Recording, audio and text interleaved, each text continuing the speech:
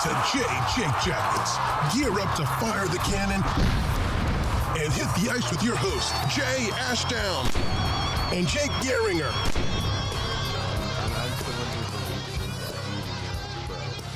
Yeah? Have a bad take. Just beginning it, you know what I mean? Yeah. Because I've had a lot of them. And you have. I've noticed that you've had a lot of really, really awful takes. I've had a couple that people I've had back on. But there's one that I was gloating about today on Twitter. I don't know if you saw it, which was the one that I am like the highest of highs for. Jay was right.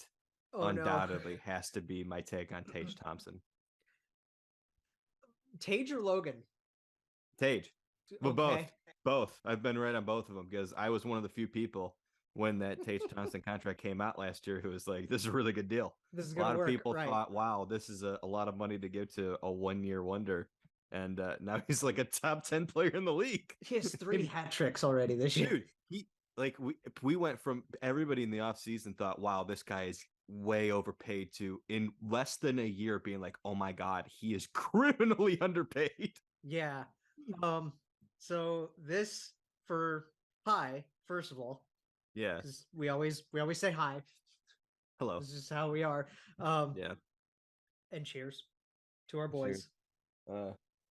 I got water. Cheers to our boys. You're I got the flip side going today. Mm-hmm. Yeah, I love this thing. I was always a fan when they changed like the Canon logo to where it had color in it. Just like a little bit, right? Yeah, I like that. Yeah, I like how the banner has a little bit of red and a little bit of blue. This is our Elvis episode. This is episode 90. It is. And we got a lot of stuff. We are in, I said this last show, it's the dog days of the season for a lot of people. Because it's just like, oh, it's January. We're about halfway through. Mm-hmm. And this is where the season kind of gets to slog along news-wise, right? It does. It's an absolute drag, really. Yeah, because we try to find topics to talk about league-wide. Well, it's a little nice because we've had so much to talk about these last few weeks, particularly with the team and things that are going on in the league, outside the league. Some of it positive, some of it negative. Yes. And with the trade deadline coming up relatively soon, within the next couple of months, less than 2 months away, it's nice to have a little bit of downtime to maybe talk about these topics mid-season that we haven't gotten to yet, that you can get to at any time. Yeah, things that come under the radar that we mentioned a couple last show that we're going to get to today. Yes. We've talked, this entire first chunk of the year has been nothing but the DeMar Hamlin situation. Yeah. Which has continued into even more great news. Released from the hospital back in Buffalo. He's in a hospital in Buffalo now. So he transferred hospitals. Yeah. Is the big update. So at least he's back home in Buffalo. Right. It's fantastic news. And speaking of football, yeah, Mr. Football. Ashdown. And let me tell you, Wild Card Weekend it's one of my favorite weekends of the year. So yeah, I don't know about you guys, but the NFL playoff picture is locked in, and my go-to place for wild card action is as well as mine. Mm-hmm. Hell yeah, baby! Oh yeah, that's right. That's how we do it. The official sporting betting partner of the NFL to kick off the road to the Super Bowl. New customers can bet just $5 and get $200 in free bets instantly. Fifth liners, you heard that, just $5. Just $5. $5. That's a foot long about 10 years ago from Subway. Yeah. That turns into let me do the math here. That's like 400 footlongs. 40 footlongs, not 400. I can't math. Neither can I. Go ahead. Keep going. So all new and existing customers can get a no sweat bet each day of the wild card round this weekend. So now explain no sweat bet real quick. My favorite thing. I did this the other day. Not for the wild card yet. I'm gonna do that soon, but I did it for an NBA bet. Is where if you do a bet, you can get back up to $10 on your bet if your bet loses. So just saying, if you want to bet $10, say on an underdog, hoping to hit, and they don't, well, that's all right. You can get those $10 back, and then you can put it elsewhere. It's low risk betting, right? Yeah. No risk betting, as a matter of fact, I would say. Probably. You'd have to walk me through how it goes, because I've actually not bet yet. So you'll have to walk me through like the essence of it. I have made. I know you have. So You made many $120 on Ovechkin. I hit 2 parlays last Sunday. It was one in the Steelers game, and then I think one in the Packers game. So I got a good chunk of money from the NFL this past weekend, and I hope to continue that. So yeah, everybody, whether you're new, whether you're an existing customer, yep.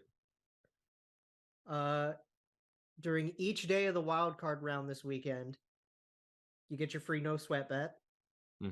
Place an NFL bet, and if it loses, you get your free bet back up to $10. Yep. And for me personally, I know this Saturday we'll be recording when the first day of the wild card weekend is on. Yep. But my boys in Orange and Black, yes, Sunday night. Yeah, I already made a bet for the Bengals to win the Super Bowl. Oh, for the whole thing? I mean, that's a good bet to put. I'm telling you, man, I love their roster, love their coaching staff. As do I. They were close last year. I think they have it in them. I really do. Well, it's funny because do you remember last week what Burrow ended up saying? Because he got asked a question. He was like, "What's your window?" Yes. Great and Burrow said, "The window is my whole career, baby." Yeah. You doubt it? Like, I wouldn't. He's a flat out winner from the time from high school days to LSU to the NFL. He's a flat out winner, and that is why I put money down on the Bengals to win the Super Bowl. And you guys can too. Download the DraftKings Sportsbook app and use the code THPN. New customers can bet $5 on the NFL and get $200 in free bets instantly, as we mentioned. Only at DraftKings Sportsbook with the code 8THPN. Minimum age, everybody, eligibility, all of that fun stuff is in our description. But yeah, there we go. Good job. Because that was Jay's first ad read. Yeah. Good job, Danny. I did a great job of doing the difficult task of proving to my audience that I know how to read. I'm betting or I first. made them believe. I'm betting first in this Kepi Keeper by DraftKings, and I mean, come on, I think we both know who this is going to be. I think we're going with the same guy. Kirill the Thrill Marchenko. This kid with his first NHL hat trick. Yeah. It was the most electric thing. Most goals in first 15 games by a Columbus Blue Jacket. That team only had 19 shots against the Hurricanes, and Kirill had 8? 8? It's 7 or 8, yeah. He had 8 of them? Ridiculous. He's everywhere. And his shootout move was brilliant. It was great. It's unbelievable because the guy who gets overshadowed in the win because of Marchenko is Ken Johnson. Ken Johnson had a couple of assists and then his shootout goal. Oh, it's sick. My God. Oh, it's so sick. Disgusting. Ugh. So I'll say this, man. They, obviously we're going to focus a lot on the win. The loss to Washington was pretty good. And that's funny. We'll get to that. But yeah. Marchie, the Marchen King is getting mine. Yep. He's getting mine. Getting yours. It's easy enough. Yeah. It's a shame. Elvis would have gotten mine if Marchenko didn't. If we had just recorded this after the Marchenko show. And we've been doing a lot of show recordings on game days. So we get to see a lot of the projected lines and things. He's still, this is the frustrating thing about shouting this kid out. He is still being played on the 4th line. Yeah. Him and Sillinger both. Yeah, I mean, oh, it's frustrating. It's beyond frustrating, but at the end of the day, like, this is it hurts less when you expect it. Yeah. But it doesn't frustrate me anymore because I'm just like, that's. But hey, the MarchenkShow must go on, and he went on in a big, big way. Who knows, man? Maybe if he scores 4 goals, they'll bump him up to the 3rd line. Maybe. Get out of here, Matthew. But yeah, that's Kepi Keepers by DraftKings, and I mean, might be able to sniff 14 minutes a night if he pots 5 in a game. Jeez, there was no other guy that we could shout out over the last little bit. I mean, like I said, if that doesn't happen, it would have been Elvis. Because for me, it probably would have been KJ if that didn't happen. Because Elvis has gone through a lot this season, obviously, and it's been a rough season for him.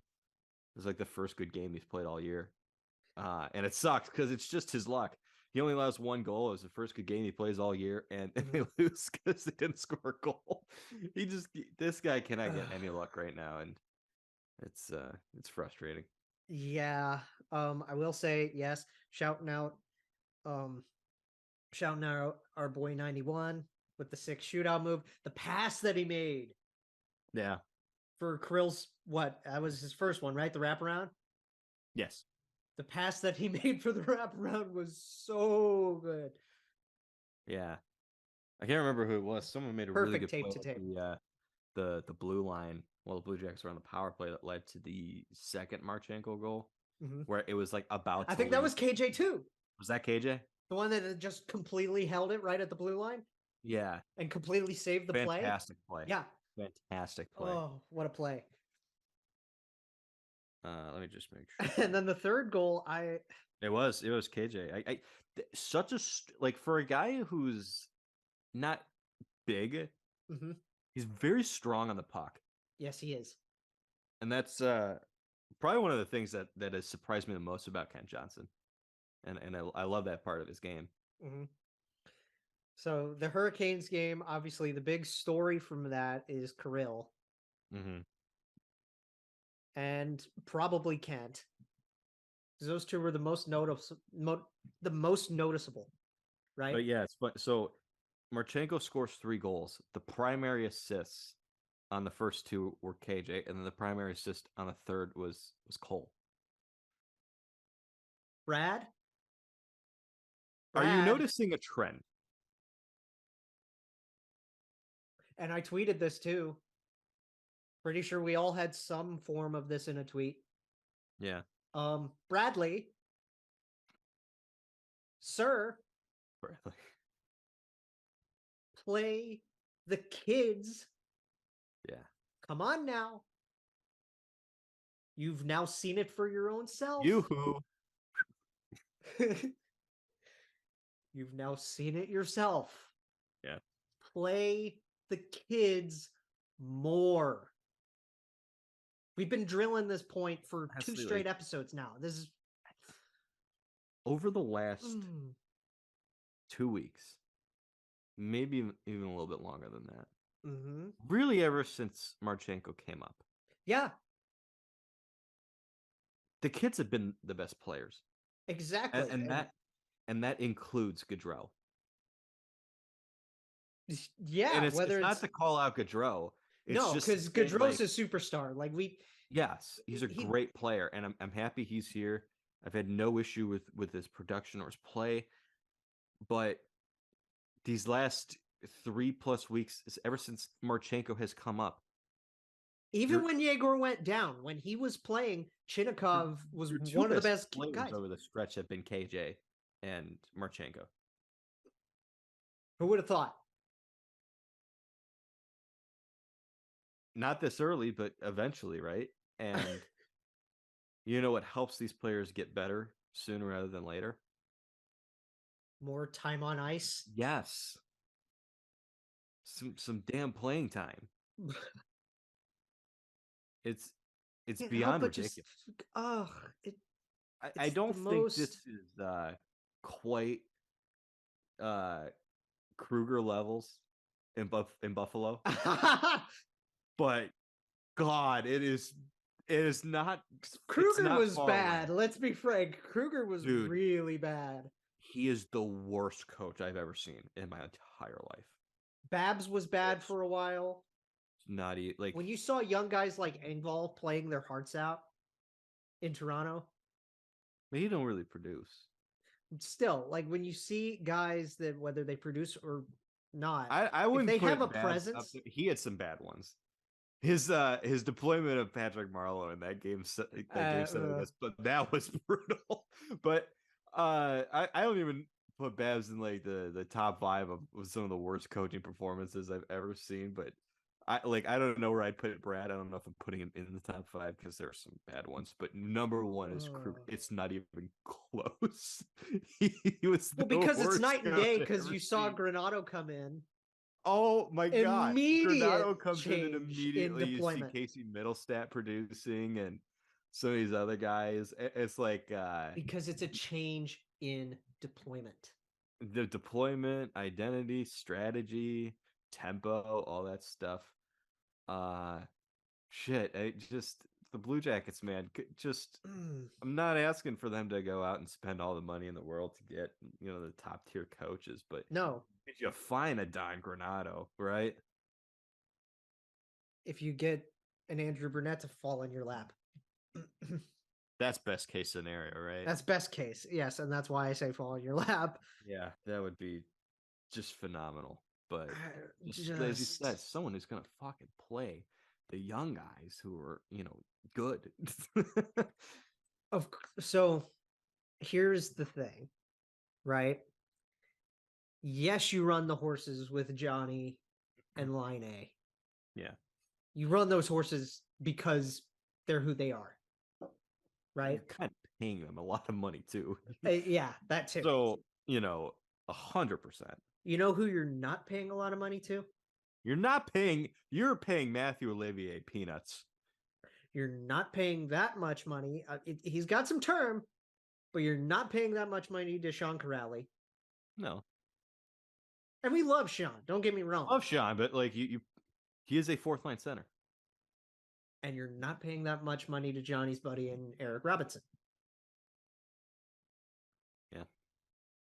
I still don't understand why that is your go-to 15-minute line. It is unbelievable. They were great for 2 weeks. They were wonderful for like 2 weeks.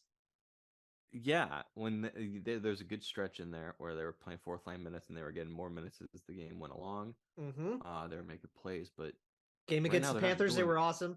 They're not doing much of anything right now. No, and it seems like the more time they get, the worse they are.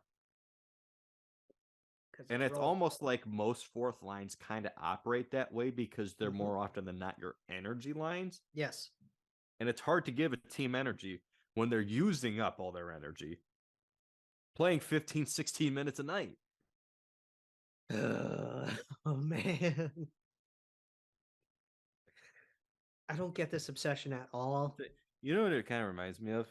Is that line and like Brad's obsession with playing him is similar to Sullivan and Jim's like obsession with Jack Johnson after they signed him. Oh yeah. Oh God. They played JJ so much after they got it. The fans did not. Well, remember he was also paired with who's now our friend in number 44. Just so funny that was ever a defensive pairing. I remember a play where they ran into each other. Yeah, I forgot that was actually a thing that happened at one point in time. And you've just made my day. You don't know how much you've made my day. Just the thought of Jack Johnson playing on the same defensive pairing as Eric and Branson.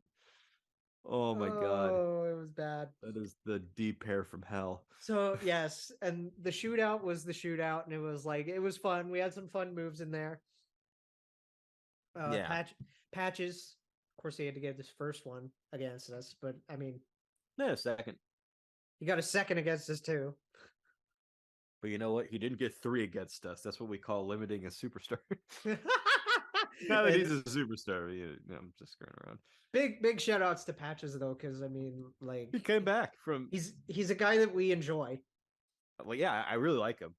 I think I said that in the text to you. I was like, I've always had a soft spot. Yeah, you said you always, yes, and I do too. He's a great player.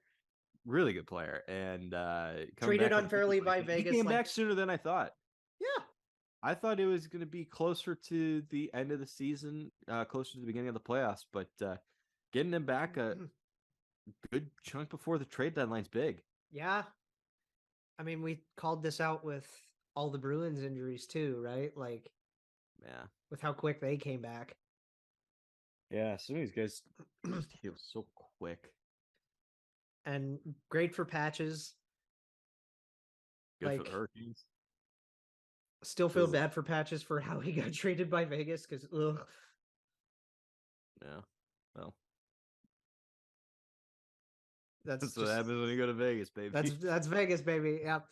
And a good win for these guys. Like Columbus needed something like that just to keep them going. Like so bad, especially after getting smoked by the Caps.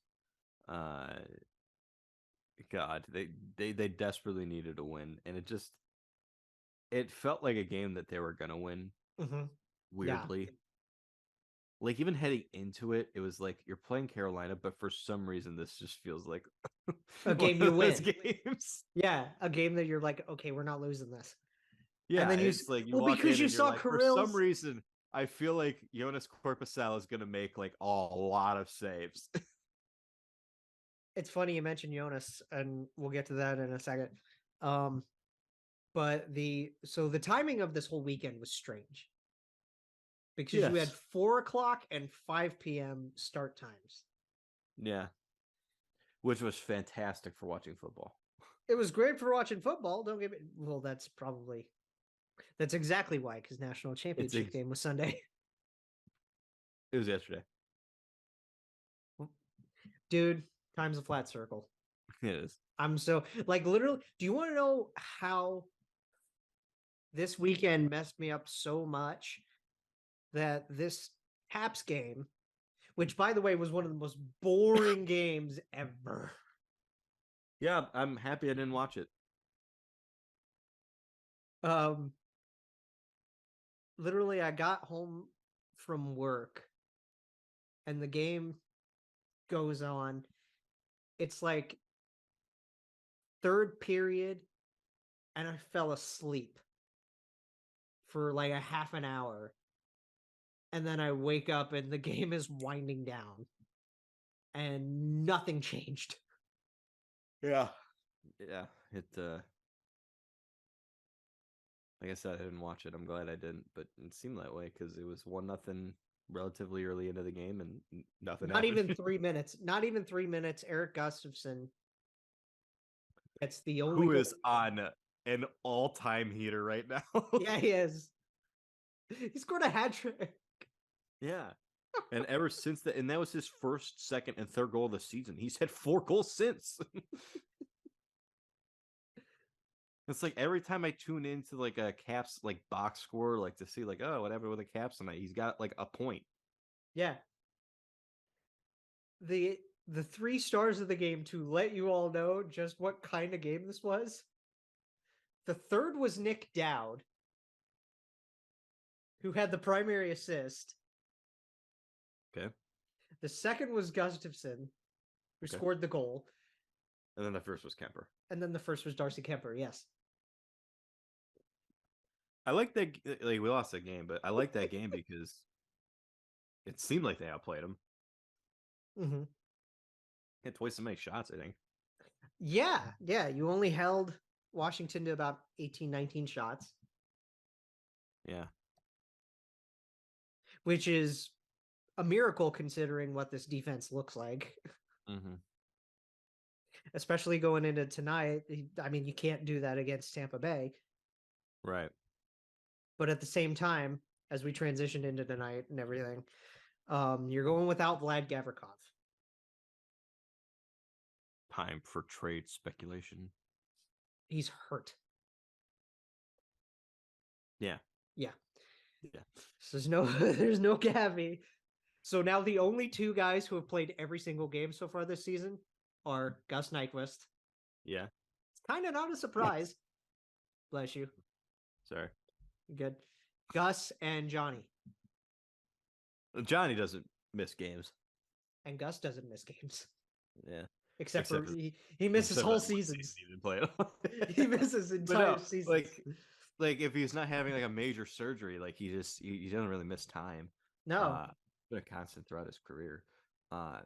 So according to moneypuck.com, the deserve to win meter, what do you think the percentage was for Blue Jackets after 1,000 simulations of that game? Of the game that we're recording under tonight, or the Caps game? The Caps game. I'll be a bit of an optimist and say 23%. Well, remember they like outshot them significantly. That's fair. So it's just according to the game itself and how it like played out.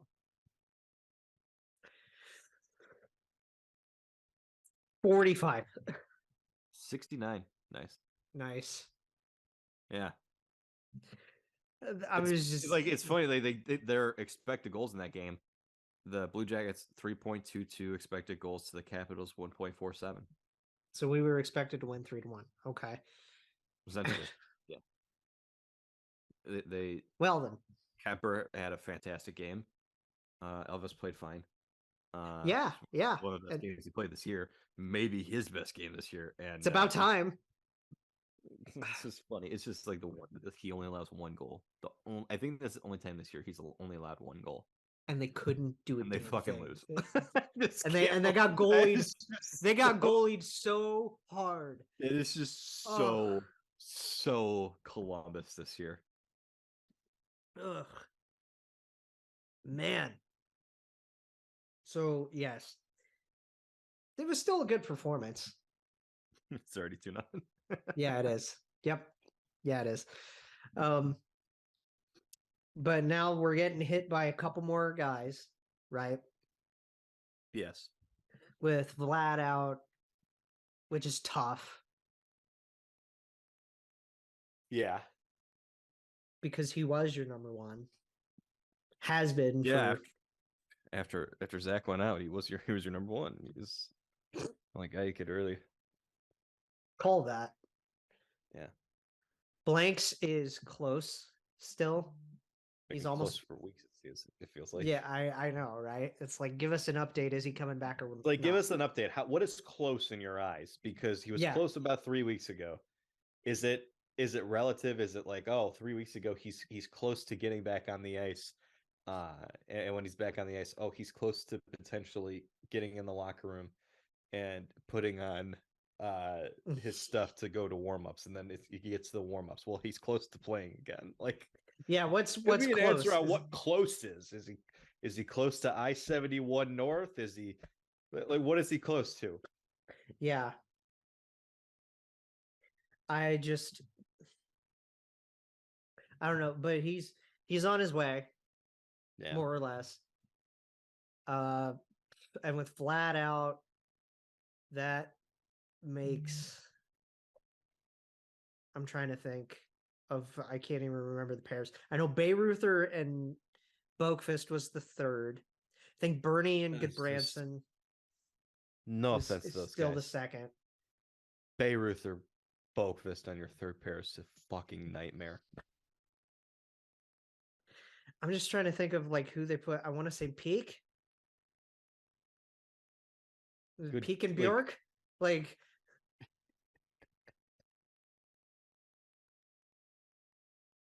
what can you do? This is a sub NHL roster, man. Oh my God. It's so bad. Two of your defensemen go down and your defense looks like that. Oh my God. It's one of the worst defenses I think I've ever seen in my life. And I lived in Buffalo for 4 years. Yes, you did. And I saw some bad Sabres defenses. The other big out, and this is more or less positive, is Jonas Korpisalo. Yeah, but this is like happy news. Which his is personal. His was personal reasons. He's having his first kid. Him and his wife are having their first child. Congratulations to them. That's awesome. So that's why he deserves a little bit of a break, in my opinion. Kind of does, doesn't he? He's been playing well. I've loved his game this season. And first time for everything. When he does play, he doesn't get much of a break because it's that defense. It's 30 at least coming at you. Yeah. More often than not, 35 plus. And he's weathered the storms very well. Yeah, good for him. I'm happy for him. Probably played some of his best hockey as a Blue Jacket. Like this is his best hockey as a Blue Jacket. It won't be like I should probably take that back because of the bubble, but this is his second best stretch as a Blue Jacket. I take that back. This is his third best stretch as a Blue Jacket because I forgot about 2015. Okay, that's fair. And top three, man. I mean, sure. The unfortunate part, though, is that, and I don't know what the thing is, like what's going on actually, but Terry is on injured reserve now. Terry's hurt. He deserves a break too. Which means you bring up Jet Greaves on an emergency recall to play with Elvis, and I'd like to see Jack get a start in the NHL. Yeah. Like, what is the worst thing that's going to happen? At this rate, I don't know. Oh my God, he gets shelled. Everybody's got seen that this season. Yeah, exactly. It's like, how? Like, what could be worse? Right? God, what could possibly go wrong? He wins. Yeah. You know what? That would be something going wrong. At this point, I mean, that's the funny thing, right? With Connor Bedard in, the balance, man. Like, because know that teams don't, unless you make it a written statement and you want to make sure your fans know this, you're not going to come out and say, yes, we're pulling the chute. Yeah. Unless you're the Blues or the Rangers. Well, and if you're the Blue Jackets, you can't do it. Because you just got Johnny Gaudreau. Not in hell. Not even a full year after signing Johnny Gaudreau and extending Patrick Laine, come out with a statement that we're pulling the chute, man. No. Absolutely not. There's a great quote from Shannon, the hockey guy, that I just heard recently in a video. A rebuild isn't done until it is. Yeah. That's literally it. It's like, yeah. We won't do you know when the rebuild for the Rangers was over? No. When they made it to the goddamn conference finals last year. That's when it was over.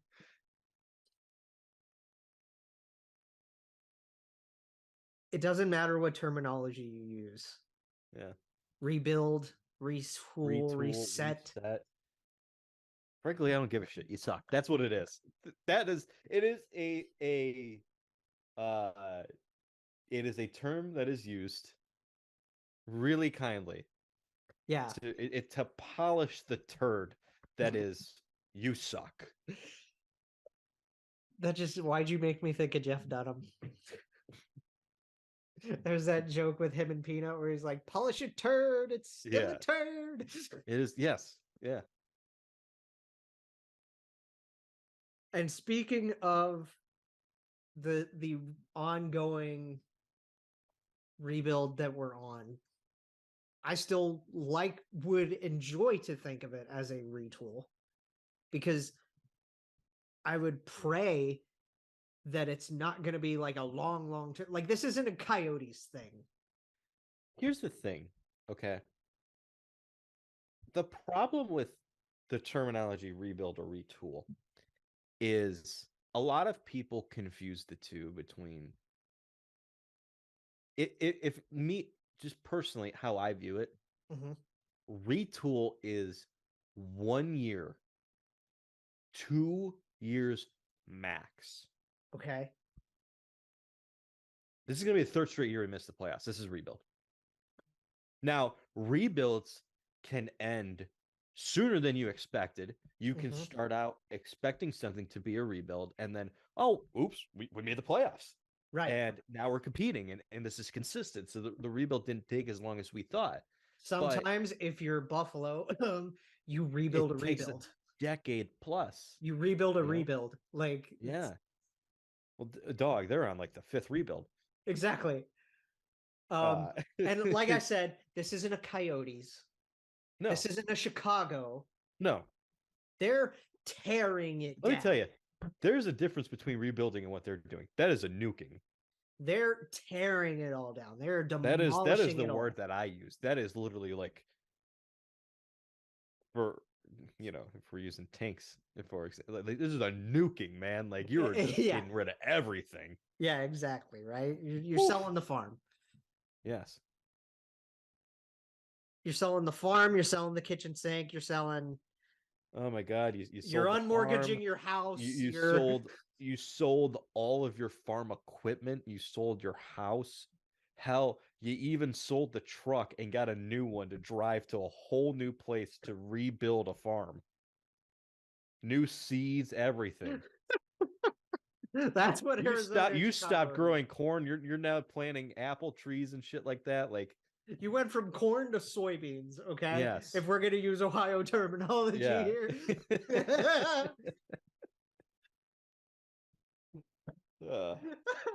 Literally, that is 100% what you're doing. This isn't a nuking by the Blue Jackets because you're keeping a lot of the same guys around. Werenski's locked in long term. You're building around Zach, Johnny, Patrick. Yeah. Yeah. Those are Boone. like, and Boone. He's your captain. He's locked in. Like, he's a part of this. Elvis, probably. Elvis is included in it because he signed long term. Because he's got the term. Yeah. He's got the term, and because he was here prior to the rebuild. Yeah.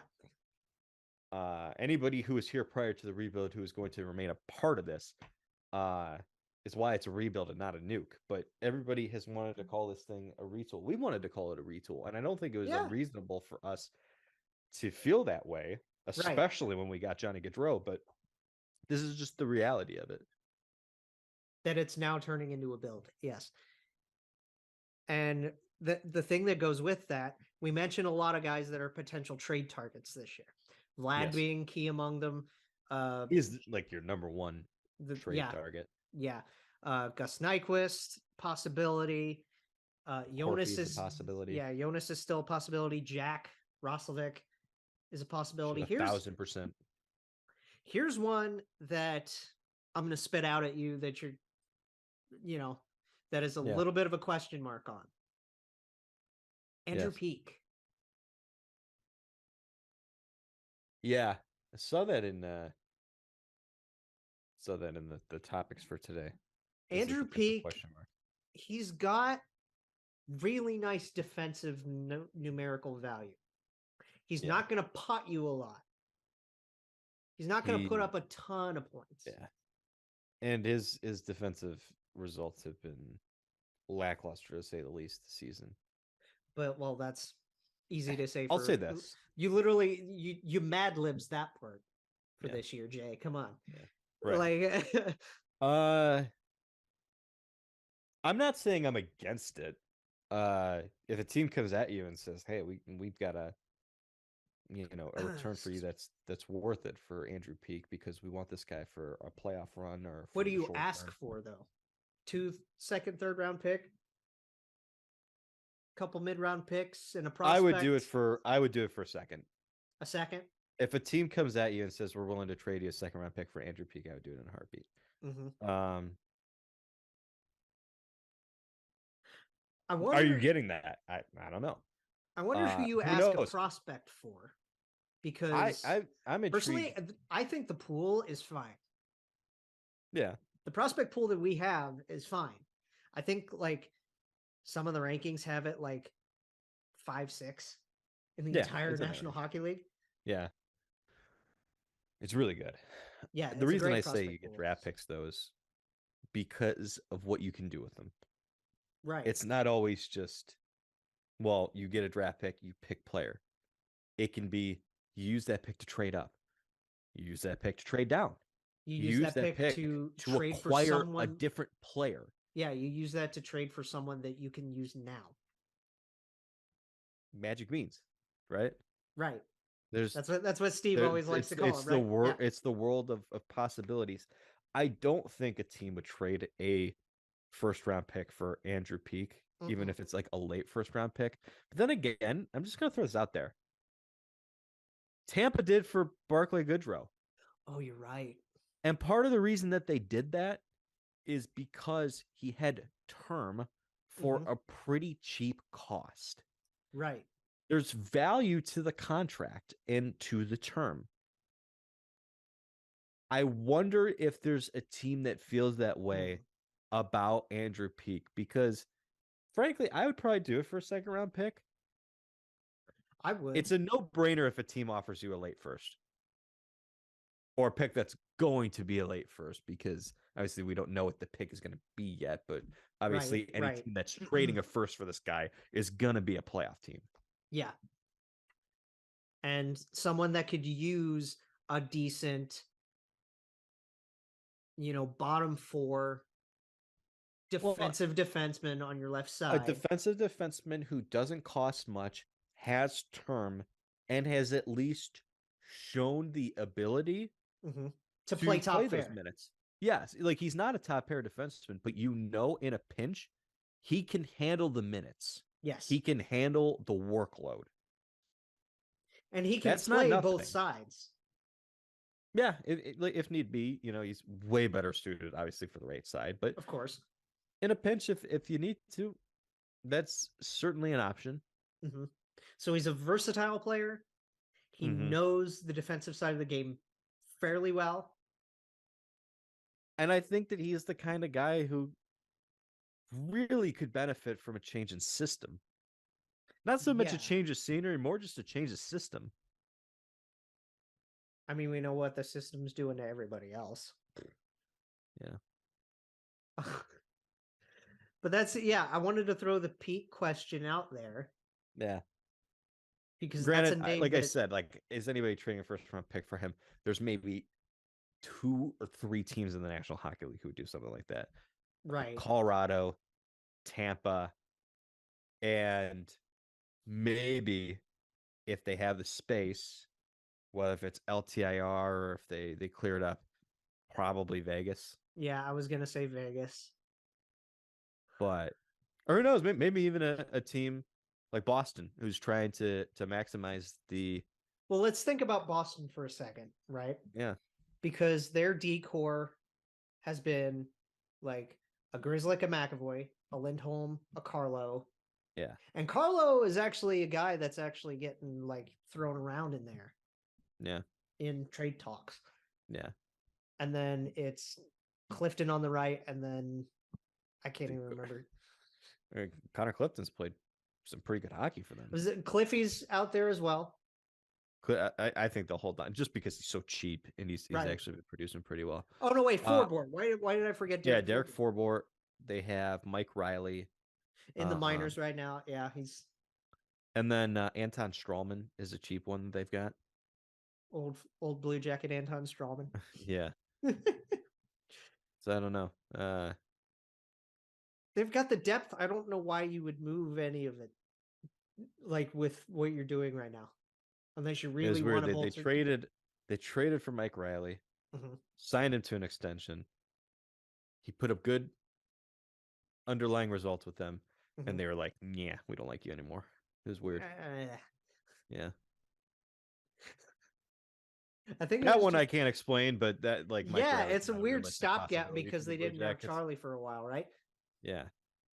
But I like Mike Riley, but he's not a realistic option for the Blue Jackets because if you remember, he was kind of drafted by them. Oh. And then he decided not to come here.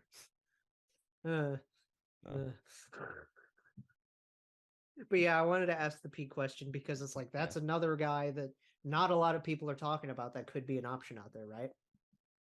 And imagine the reason he won't get traded, in my opinion, and the reason he won't get traded is because I don't see a team offering a first round pick. I don't see a ton of teams offering a second round pick. Right. But the main reason is because you just extended the guy.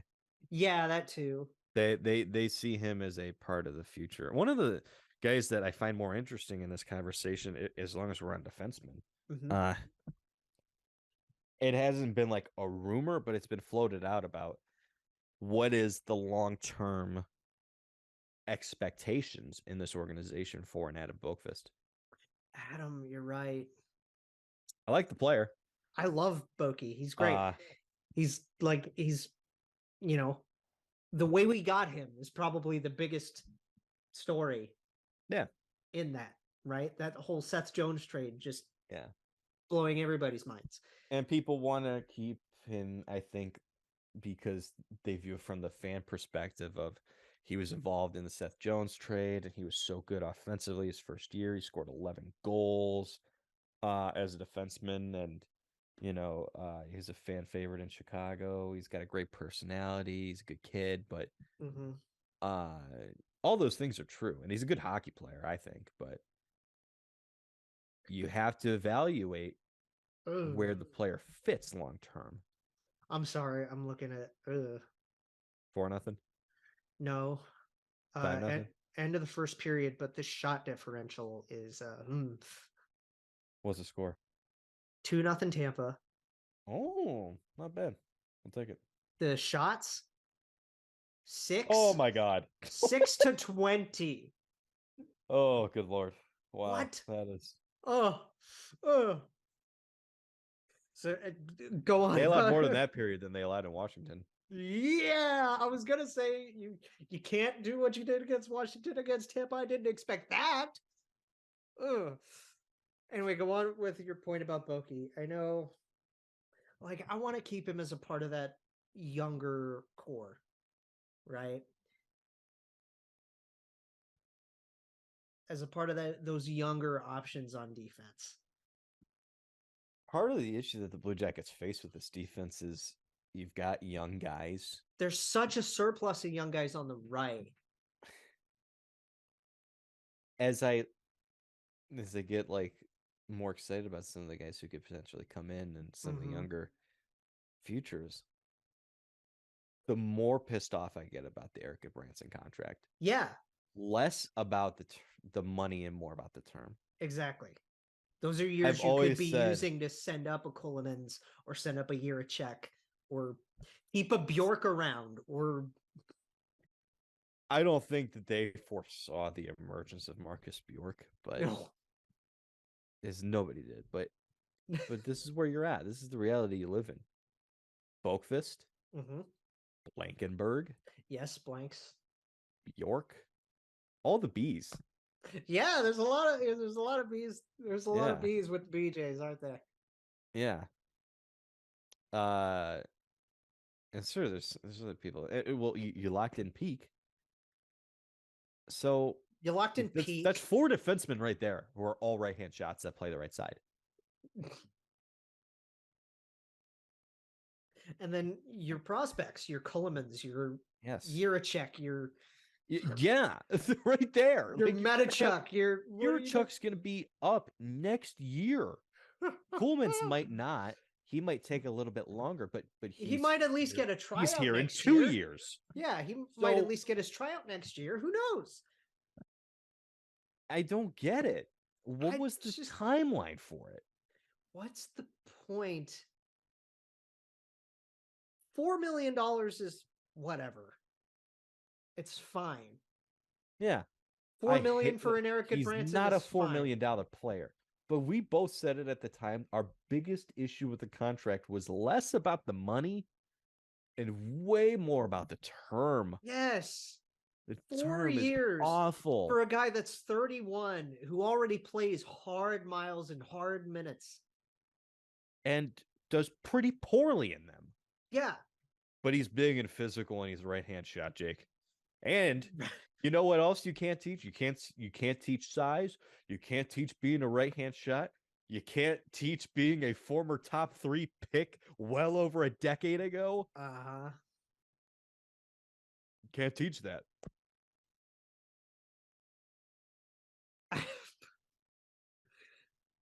I wonder what those younger guys are learning from Eric Goodbranson other than what not to do. Right? Well, we joke like, oh, at least he's here to show them what not to do. Well, I don't know. They got 11 wins this year. Is he showing them what not to do? Because Peake's putting up worse defensive metrics right now. Uh-huh. Blanks has been your best defender. Yeah. Granted, small sample size, but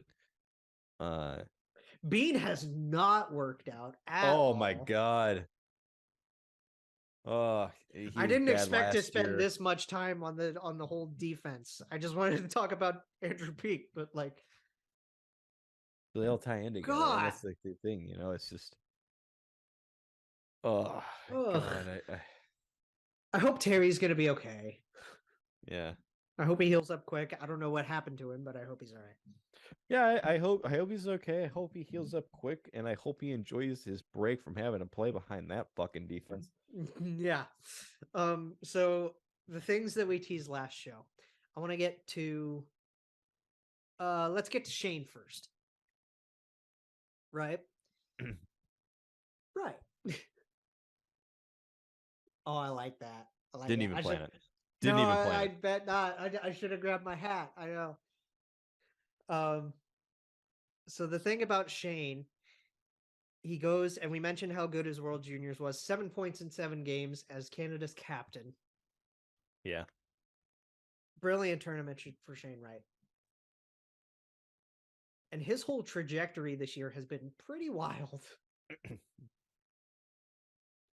This strange. Guy has played in just about every freaking league imaginable this year. He played, so he makes the Kraken out of camp. Yes. What were his numbers? He played 8 games and put up 4 points? I think so. Something like that. Goes to the AHL, he kills it. He plays in a 5-game conditioning stint and just lights it all up. Yeah, they see that and they're like, okay, let's send him back to juniors. So they send him to the World Juniors first, and he has that tournament, which is great. This is a very, very pointless stat, but you remember I was a big fan of Kristers Gudlevskis for Latvia. Yes, you had a whole like I had a whole Twitter fan page account for him after his Latvia performance. I remember this. I believe is the only player in the history of hockey to play in the NHL, AHL, ECHL, and Olympics all in the same year. Oh. And that just kind of reminds me of what Shane Wright's doing right now, where he's in the NHL and now he's in the AHL, and now he's going back to the juniors. He played in the World Juniors Championship. Oh my God, I can't believe they didn't find a way to play him in the E for a game. Right. And isn't he about to get traded? Is he getting traded across leagues? Okay, so as of recording this, he gets he's actually, I saw a picture of him suited up already. Yeah. So they send him to the CHL, back to Kingston. Kingston immediately works out a trade. Yes, with Windsor. Windsor's deal him to the Spitfires, yes. And Kingston's in the W, right? Kingston. Frontenacs are, I want to say they're a Western Hockey League team. I think they might be OHL too. If they're both OHL, then that's fine. I think. Well, but then again, I just wanted to. I was hoping it would be another league, so I could be like across leagues. Yeah, so it'd be like, wait a minute. He actually looks really good in the Spitz uniform. He looks fun. Yeah, they are in the O, but still. He looks like he fits with Spitz. Yeah, like Taylor Hall and Tyler Angle before him. I just thought he looked nice in the jersey. Anyway, so like they trade him over there. And here's my question for you in terms of how this development path is going, right? Because at the time, last episode, I was like, I think this is going to be all right for him, right? He's too young for whatever reason to play in the AHL. He's not ready. I don't know what like these I think it's because he cannot play in the AHL permanently because he still has Canadian Hockey League like junior eligibility. Okay. I'm pretty sure like if you come from juniors and you get drafted by a team, as long as you have eligibility, if you get sent down, you are returned to your junior team. To your junior team, as opposed to like obviously they did the 5-game AHL condition. You can do something like that, but you can't permanently send them down. Whereas like a David Jiricek or Simon Nemec who comes overseas can go to the AHL immediately. Right, and not have issues with having to go to anybody in juniors. Yeah. That's the whole CHL agreement is weird to me. Yeah. It's like, I don't know. I guess I need to look at that more. But it's so he's too young or just whatever ineligible to play in the A for the full rest of the time. He's not ready for the NHL, at least minutes that, would be useful to him. Yeah, I mean, it comes and back he's to too good for the junior leagues. Yeah, this So is what where do you do? This is where it gets tough because when you try to think about managing a prospect like a Shane Wright, your analysis is spot on. But what do? Are you better served to keep this guy in the NHL where he's not going to play any minutes? Because it's not like Seattle is a team that can afford to go all out and play the kids like the Blue Jackets. Granted, the Blue Jackets aren't doing it because their coach is stubborn, but like their team, like Arizona. Arizona could use him. How many teams is Matias Maccelli getting top 6 minutes on? Not many. But he's getting it in Arizona and he's playing well. Matias is also hurt right now. Poor kid. Yeah, but he was fantastic when he was healthy. He was in the Calder run for a hot minute there. Yeah. You get the opportunity to bring in a guy and like he was your 4th overall selection after he weirdly dropped. Yeah. But it's all relative because it's based on the success. Seattle's actually a good team this year. Seattle's winning games. Doesn't really make sense for them to be playing Shane Wright in the top 6 because you've got Matty Beniers and Jared McCann at center, as well as Yanni Gord, who can also play center. So are you better served to play this guy 4th line minutes and not really let him develop his game, or potentially send him back to the juniors where you let him dominate, you let him continue to build up his confidence? He could win a Memorial Cup. I don't know. I don't think either are great for his development. I think the best option available is to have him play in the American Hockey League. The unfortunate thing is that's actually not an option. It's not available. Well, the weird thing is, and I know it's because of, unprecedented circumstances that this happened. He missed a lot of time developing in juniors because of the pandemic's original breakout. I think he stagnated. And that's part of the reason why I think he fell from being the consensus number 1 overall pick to being picked 4th overall. But here's the thing. There were a lot of players that were playing in junior leagues. Yeah. That got to play in the American Hockey League because those seasons were canceled. Yes. And they looked good. Nick Robertson, prime example of that. He looked really good with the Marlies. Yeah. So then when push came to shove, Dubas said, "Hey, we'll go ahead. We'll, graduate you from Peterborough and send you over to the Marlies, and you can start there." Yeah. It's a matter of timing. He's got shit luck with timing because I think he's a very talented player.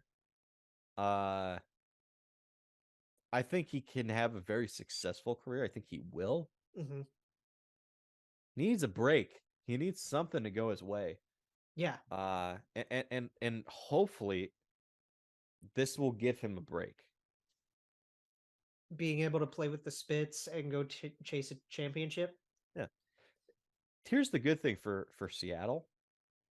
You don't need him to be great immediately. No, you're in a playoff spot right now, and you're only in your second year of existence. You have plenty of centers that can play well for you. You got 3 guys in your top 6 who are all first line options. Centers. You've got Manny Beniers, who is a number 1 center already. You're all-star. You've got Jared McCann, who's a fantastic player. Great number 2 and number 1 when it can be. And you've got Yanni Gord, who plays wing, but has also played center in his career. Good 2-3. Yeah. You can play too if you have to put McCann somewhere else or if he's out. Mm-hmm. They've got 3 like they're set at center, so it's not like they really need him. Right. That's the good thing right now for Shane Wright and the Seattle Kraken is. And that's for us as Blue Jackets fans, that's the frustrating thing about Cole Sillinger. Anyway. Yeah. I am going to literally drill that into the ground, just how pissed I'm personally, like this personal vendetta I have over Brad Larson and his utilization of Cole Sillinger. I'm going to drill that into the ground. Yeah. Into the Earth's core, not the crust, the core. Because it's like, please. Crust. I'm so sick and tired of watching how he's dealing with Cole. Anyway, Shane, I think he can figure it out. I hope he figures it out because he's a really, really, really talented young kid. And I want to see young kids like this succeed. I like it when people prove people wrong. And there are a lot of people who really doubted Shane Wright and 3 NHL teams in particular. Questions about his character, Mm-hmm. passion, drive, the game. I'd love to see him have a fantastic career. Oh, yeah. Now, Jake Vrana, which is the other thing that we were going to talk about last show. Yes. The Vrana drama, if you will, between him and the Red Wings. Yeah. It's been a weird season for these guys because Vrana, he was great for a handful of games and then he gets hurt. And then he goes into the player assistance program. Right? As he's hurt. Yeah. And he was in player assistance for what? 2 months? Because he only recently came back. Yes. And he's in the minors right now, I believe, right? He was sent down for a conditioning loan to Grand Rapids. And he was playing just fine, right? He looked like he was ready to come back up. But then he didn't play this year. Oh, he hadn't played this year at all? He hadn't played this year. This was right before the season. He didn't play in any games. And they sent him down for the conditioning stint. And what I remember is when they put him on waivers, he had no points through 3 games in Grand Rapids. Right. And my thought process at the time, which I still maintain, is I don't know exactly what it was he was going through when he put himself into the substance abuse program, I believe it was. Player assistance, yes. Player assistance. So who knows if it was a substance abuse thing, if it was a mental thing. Yeah. Not sure which one it is. And we're not going to speculate here what it No. is. What I will say is it's very likely that as he went through this program, he did not have the opportunity to stay in game shape. Oh. And it's not to say like, oh, you got fat, or no, like when you're in a program like this, you're not doing the things that you normally do, say in an off season or throughout the course of a regular season, to stay in game shape. So my take on it that I still maintain is when they put him on waivers, the reason they did it was because they want him to stay in the American Hockey League a little bit longer to get back into game shape so they can call him back up eventually to rejoin the Red Wings and play for them. Right. And the reason no teams claimed him is because no team can afford to add $5 million to their cap hit for a player who might not play for them for weeks or maybe a month. Yes, the big reason why the whole so they're keeping him technically in Grand Rapids. Yes. They put him through waivers, I think, again, just in order for him to stay longer. Yeah. I think is how they did it. So they're burying his $5.25 million hit.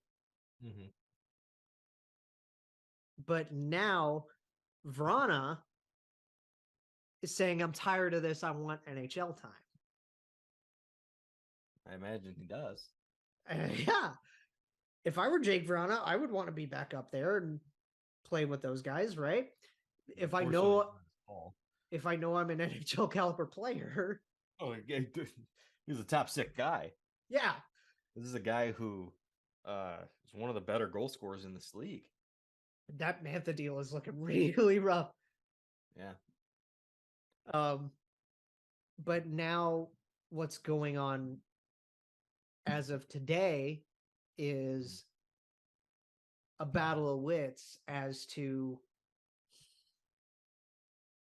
essentially contract termination is what this could lead to if this relationship doesn't get mended. If they can't find a solution for him to play somewhere in the NHL, but they can't because of the cap hit, nobody wants to risk a $5.25 million hit on their books, right?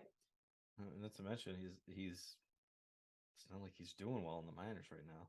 Right. So nobody wants to risk this. It's not worth the risk. He's got 1 assist in 6 games with Grand Rapids. He's a -6. Oh. You want to get back in the NHL, you got to play like an NHL player. Yeah. So now basically it's just, do they terminate his contract and he just... It's really weird, right? I think that's a possibility. I do. I think that's definitely what it could head to. And I think that's best for both sides. It's in the sense that a player could get a fresh start, which I think he might need. Yeah. And the Red Wings would kind of get out of that deal. I'm just thinking from like player and person perspective in terms of like, he wants to be a Red Wing, right? That's what he wants. Yeah. And we've seen that he can be that. We've seen that he's played well with that Red Wings roster.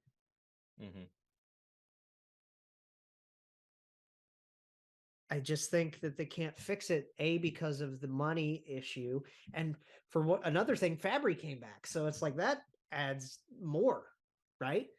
So like they're really strapped in this with Fabry coming back. And yeah, they had to send down Elmer Soderblom, who they really like. And I loved Soderblom too. He's looked amazing with those guys.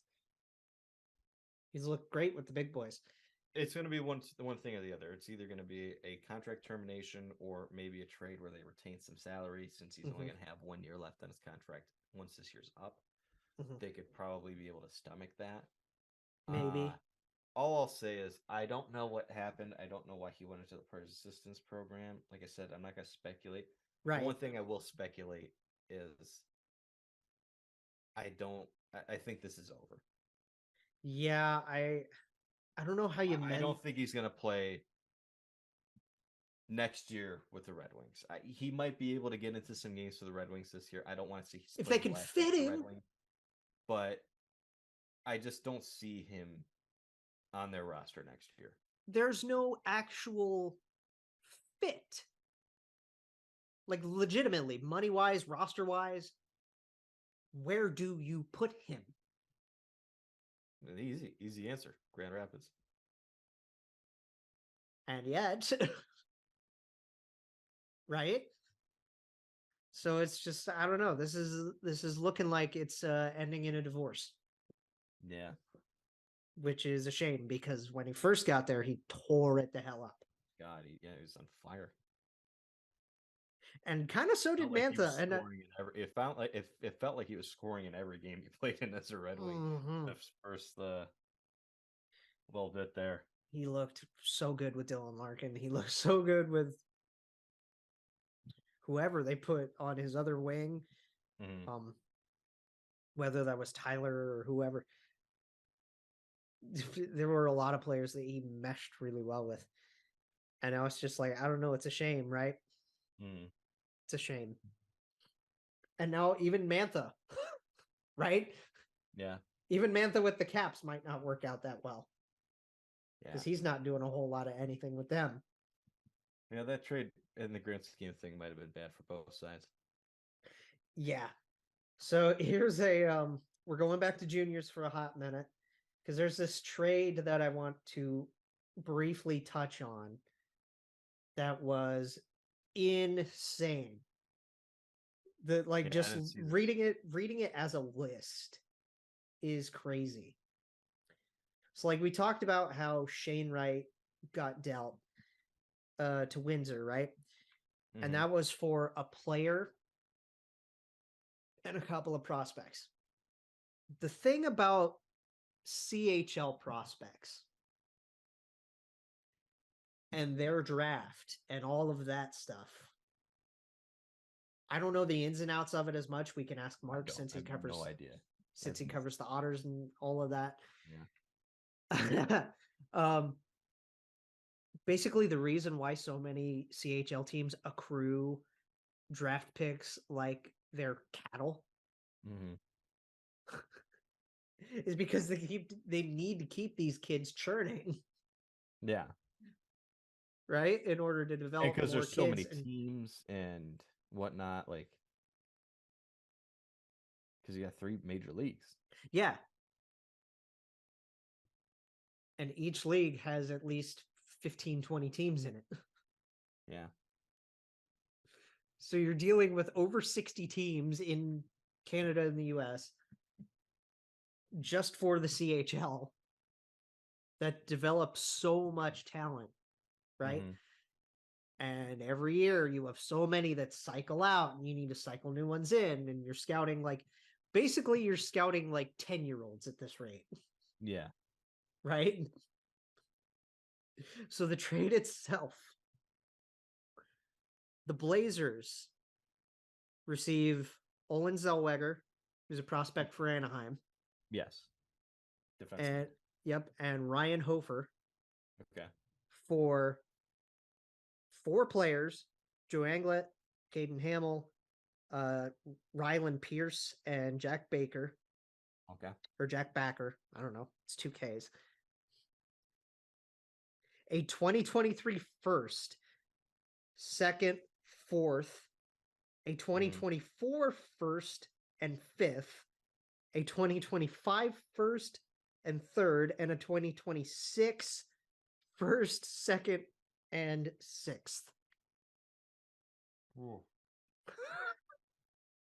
Wow, that is a lot. So you're dealing 1, 2, 3 firsts. Oh my God.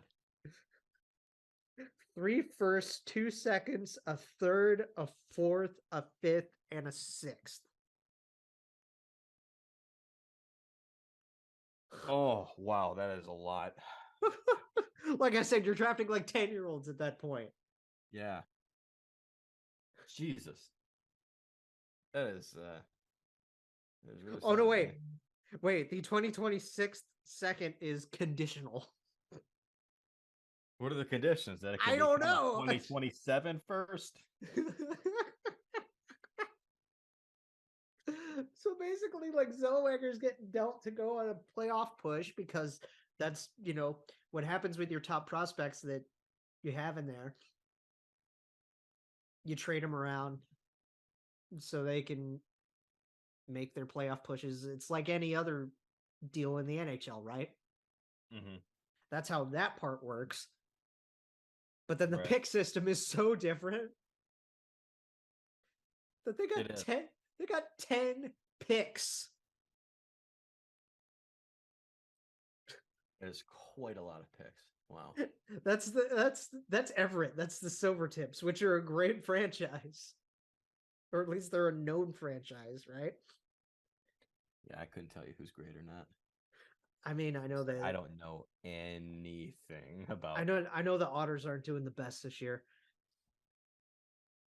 But that's really the closest, other than individual prospects like Svo in Regina and things like that. Yeah, the most interesting prospect on the Regina Pats. Like, I just follow the individual prospects in terms of how they do for the most part. Sometimes I'll be like, okay, how is their team doing? Right? Yeah. Like, Luka just got traded. Where'd he go? I couldn't tell you. But he's no longer in Mississauga. Wow. So he got traded out of Mississauga somewhere for a playoff push. Savvy's with Moose Jaw. Is Rasavi still with Moose Jaw? Okay. I believe so. And then Dume's in Halifax. Mm-hmm. And that's all. Matachek's also with Moose Jaw. Is he? Oh no, yeah, because he's their captain. Yeah. Yep. That's right. And, I just was talking CHL. Oh my God, Gavin Bayreuther scored.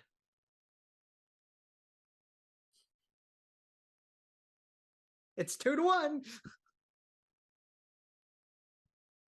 I don't get this guy. What, Gavin? Yeah. What a weird player. I know. So I want to end this on a couple of trophies. We can talk about speculating the majority of trophies on Saturday, but I want to talk about two in particular because I saw front runners recently, right? So I want to start with the Calder. Yes. I mean, this feels like a no-brainer. 29 points, like voting points or whatever. I don't know how they calculate this exactly. But the top three with 29 points, Pyotr Kochetkov. Wow. It's been playing well. Some good coochie in Carolina. God. Have a little shame. No, never. God. Can I just say that that's the weirdest fucking name? It is. I'm surprised. And they're going with it. I'd have it be Beniers. They're going with the nickname, though. Slavin led a chant for it. Yeah, those guys know what they're doing. They're not to be trusted. No, they're not. Second place, 54 points. Your boy, Logan Thompson. Yeah. If your last name's Thompson, I probably have a right take about you. You'll probably enjoy. You'll probably be on Jay's side. Yeah. And then leading the way with 63 points, Matty Beniers. Good. Which, yeah, that makes sense. Wait, so he's in first? Yes, he's got 63 For some reason, I thought you said Kochetkov was in first. No. Oh, so okay. Then all right, then we're good here. Okay, yeah, no. Beniers has to be number one. Others receiving 9+ points. Okay. Mason McTavish has 11. And Okay. McTavish is doing fine. I feel like McTavish is having a lot of He's overshadowed by the fact that the Ducks suck. Well, the fact that they also have Trevor Zegras. Yeah. And I think he's also suffering a little bit of wrong deployment syndrome. Yeah. Like, if we want to talk about how Kent and Cole are being utilized, Mason McTavish is not being utilized well at all by Dallas Eakins. Yeah. He's getting mismanaged really hard. Matthias Michelli, 9 points. No surprise. Shout out to Michelli there too. He's been good. And I like Stuart Skinner in Edmonton. Yeah, I forgot that he's a rookie, right? Technically, yeah. Yeah, he's technically a rookie. Yeah. He's been important for them because Campbell hasn't lived up to anything. Poor Jack is like just yikes. I'm both yeah, good for Stu, and I'm both surprised and not to know that Kent's not on that list. I guess it's just I don't know how many points he has. I'm not totally in terms of that voting. Just because he didn't really like we didn't get like any votes for Cole last year. Did we not? I think we might have had 1 or 2 at the very least. No, I don't. He didn't have any. He didn't have anything? Man. That's a shame. That's really sucks because he had a very, very solid rookie campaign. Especially for being only 18. Yeah. Right?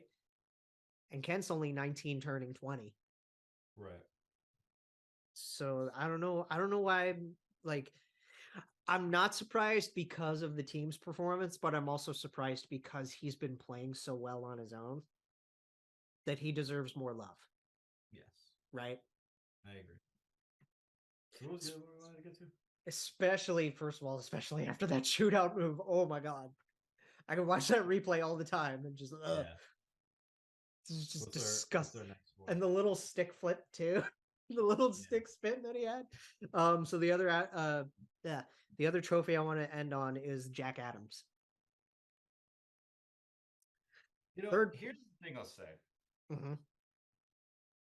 The Jack Adams has often been not best coaching job. Biggest surprise. And I think the overwhelming success of the Boston Bruins is changing that. Should change it to it is actually the best coaching job. Like, yeah, I'm surprised that Jim Montgomery has been unbelievable. Exactly. Okay. First of all, oh my God, I should read because this explains how they broke down points. And I didn't read it because I didn't see it.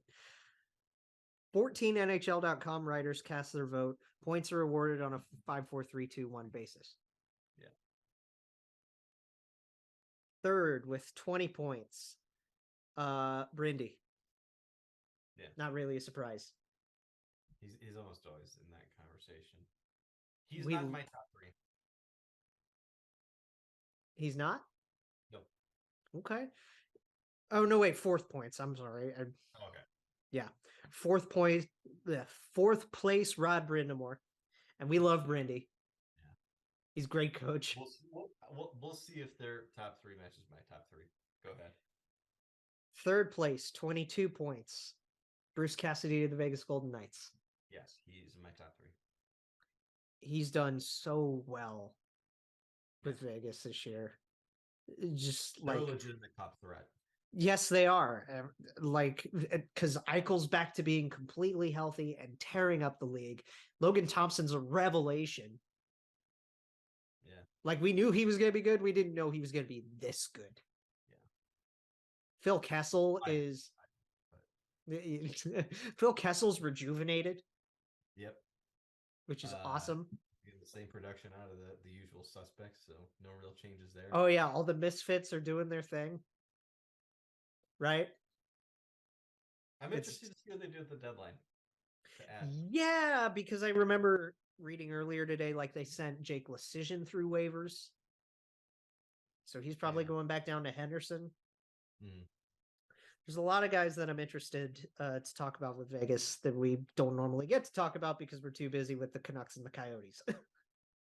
Yeah.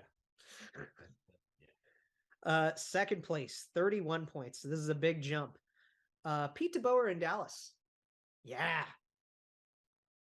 Has done a fantastic job. Mm-hmm. He'd be 4 for me. He'd be 4, huh? Yes. Interesting. But I think he's done extremely well. And I mean, we talked about this when they hired him, right? He always does a really, really good job the first year. Yes. Yeah. Before we get I want to get to the honorable mentions first. Well, okay. Can I give you my top 3 first? Before yeah, go ahead. So one is obviously Boston, Montgomery. Yeah. Yep. Number 3 is Bruce Cassidy. Okay. Number 2, Rick Bowness. Rick Bowness, yes. Rick Bowness has been phenomenal in Winnipeg. They're a point behind Dallas, and they have a game ahead. Yeah, you got to remember though that these are wins than them. You got to remember that these are NHL.com writers. They're on a 5-game win streak right now. Yeah, they're tearing it up. They're hot. Dude, this guy is so good at his job. He has Mark Scheifele playing defense. He has Blake Wheeler playing defense. I've never seen a coach do that before. I know, neither have I. So the others receiving 9+ points. Lindy Ruff has 20. Yeah, they've cooled off, but yeah. Yeah, and I know like Neil's been having a time of it when they weren't. Poor guy.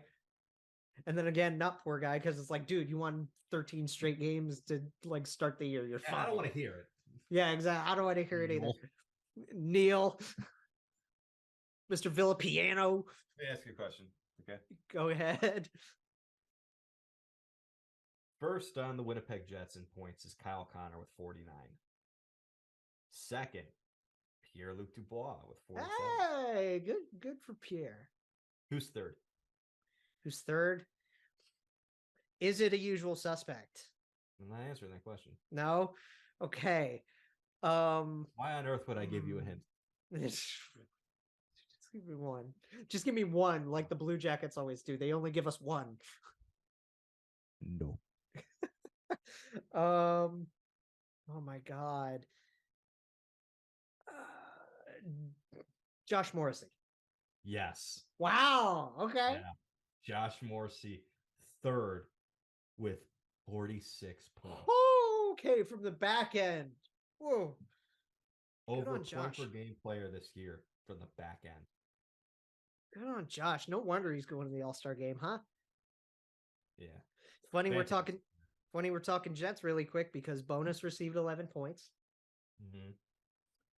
And more than that. Yeah, he does. And Peter Laviolette got 9 as well. In Washington. Yeah. Washington started off really, really rough, but then again, they were also without Backey and without Wilson for the strongest part of this first half. Right? Mm-hmm. And I think Lavi was able to utilize the fill-ins that he had with Stromer and Dylan Strom for Hart. Thank you very much. And a few of the others that he's had to fill in for Wilson.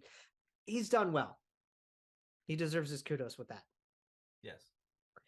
And number 1 in Jack Adams voting thus far is obvious. Jim Montgomery and the Boston Bruins. Yeah. They don't lose. They just don't. They just don't lose. Here, you want a tip on DraftKings? Bet on the Bruins. You'll win a lot of money. Exactly.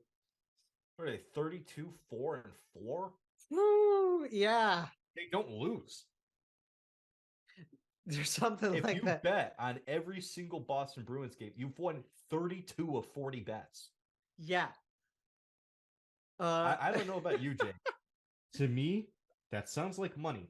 I think Jimmy's doing all right. I think so. That's so good to see, though, especially from what happened over the last few years with him having to leave Dallas, go through that. Yeah. Go through a lot. Go through his alcohol issues, fix those, come in as an assistant. Yep. And And he ran those benches really, really well as an assistant. He did. And like he deserves this. He came kind of out of nowhere too when we were talking about who's going to fill the Boston void. He did. When Bruce left. Yeah. Wasn't even close. Just remember, guys. Let's make sure that we're not forgetting, how things happened. Mm-hmm. People weren't happy that Cassidy got fired.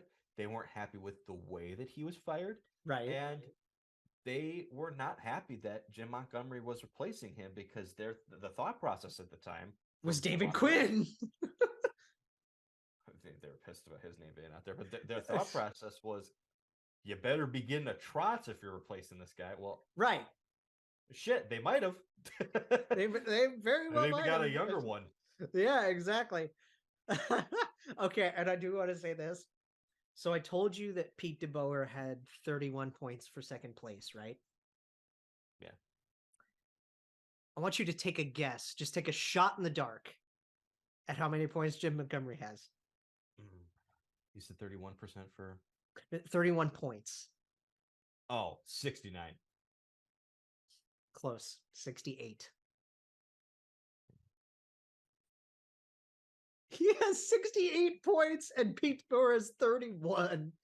Yeah. What? That's almost nice. That's how good these Bruins have been. It's amazing. It's wild. It's so crazy. It's because for the first month, Bergeron's going to win the Bergeron Award again. Yeah. Allmark might win the Vezina. Yeah. We'll talk about. You're going to have the Coach of the Year. You could have. Well, one was like. I don't know if you could. I don't know if you could have a Norris candidate yet out of Charlie McAvoy. Maybe. No, let's be real. It's going to go to the defenseman with most points. Yeah. So you're going to have Coach of the Year, another Selke, potential Vezina. I think you're going to have the Vezina. Yeah. This Boston Bruins team might have the highest expectations heading into the playoffs for a team we have seen since the 18-19 Lightning. These Bruins, I told you this. These Bruins are in their 98th season as a franchise. This is the best they've ever been. And I don't think it's close. Not even the 2011 Bruins were like this. No. I don't even think that 2011 Bruins won 50 games in the regular season. I don't know. I think they won like 48 or 49. I couldn't tell you. I don't have that in front of me. All I know. 46 games. They won 46 in the regular season. Yeah. Wow. Jake, they're 14 games. They're 14 wins away from that. 32. They're not even at the halfway point of the season. They haven't played their 41st game. Oh my God. Pasternak leads the way with 58 points in 40 games. He had a hat trick the other night. Granted, it was against the Ducks, but that guy. My God. The number he is going to get. He's getting at least 11 and a half. He's getting Panarin like money at the very least. Buddy, this guy. It's 12 plus. 32 goals, 26 assists for 58 points. I'm sorry, what? 32 goals. 32 goals in 40 games? Yes. Oh my God, what the?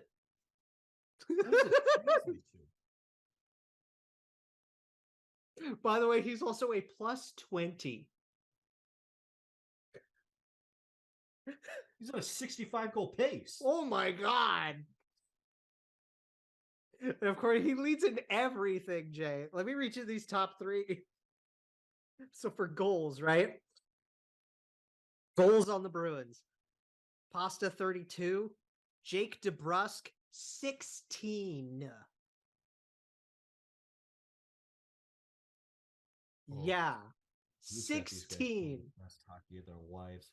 And then Patrice Bergeron has 15 to round out that top 3 in goals. What a scrub.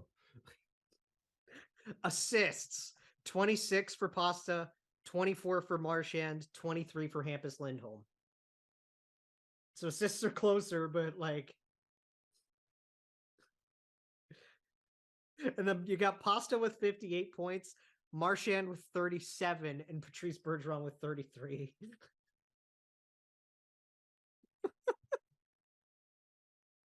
Linus Ullmark has a 187. What is his record? Linus? Read it for the audience. I know what it is. Read it out loud. 22, 1-1.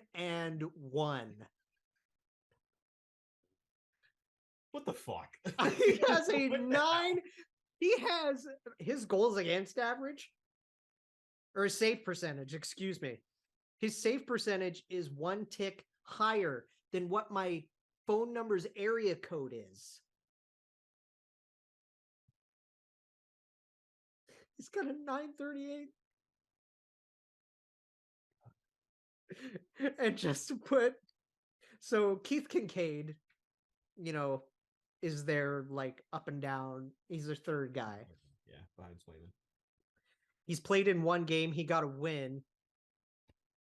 They're winning with Keith Kincaid in that. Damn. His goals against average was a 1, and he's a 968 in that game. No, they can win with anyone in that. Damn. And then Jeremy Swayman, who I love this kid. One of the better personalities in the game right now. He's 24 years old. Remember this. Played in 16 games. He is 9-3-3 with a 251 and a 905. 9-3, dude. 905 is not even great. You're 9-3-3 with that. Damn. That's going to be a good goalie. I know those numbers aren't fantastic, but he's going to be a really good goalie. No, he's going to be great.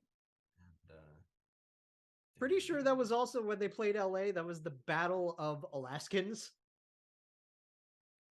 Who's the other one? Phoenix Copley's from North Pole. Oh shit, that's right. And Swayman's from Anchorage. I totally forgot that they had Phoenix Copley because I've just been so used to Jonathan Quick. Al Peterson and Jonathan Quick sticking up the bed that they were like, let's call up Phoenix Copley and hope that he's competent. But yeah, they had the Battle of Alaskans with Sway and Copley and net when they played the Kings. That was fun. This Bruins team, bro. It is absolutely, there's no doubt in my mind, because they need one last hurrah for Patrice and David.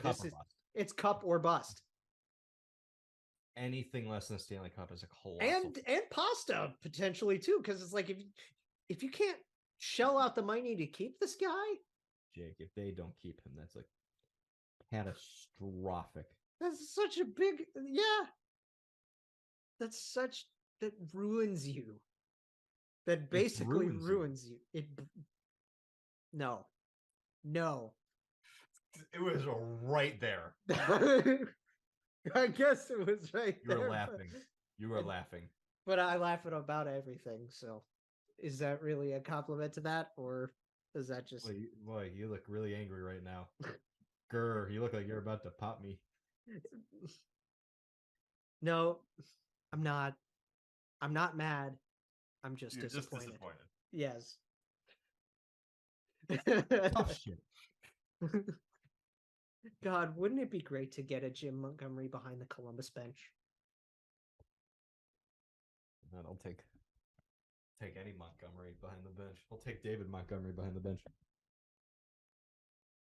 Take a Dave Hackstall. I'm sure David Montgomery knows nothing about hockey. I'll take a Dave Hackstall over Brad Larson.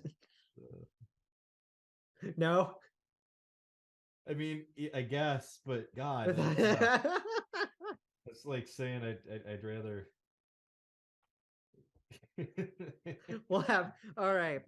Yeah. So we're playing Tampa now. We're Last lose. 2 games. Yeah, we're going to lose. We got Carolina Thursday, and then the next time you hear about us, we'll be in the middle of playing Detroit. No, we'll probably lose that one. Yeah, maybe. I don't know. I could bet with DraftKings after I signed up with THPN. Thank you. I could bet on Columbus to maybe eke that one out, but we'll see. We'll see on Saturday night. Jake Jackets, a podcast for fifth liners and all puckheads around. Follow the guys on Twitter at Snake Garinger, GARRINGER, and at by J Ashdown. And subscribe on YouTube or wherever you listen. March on.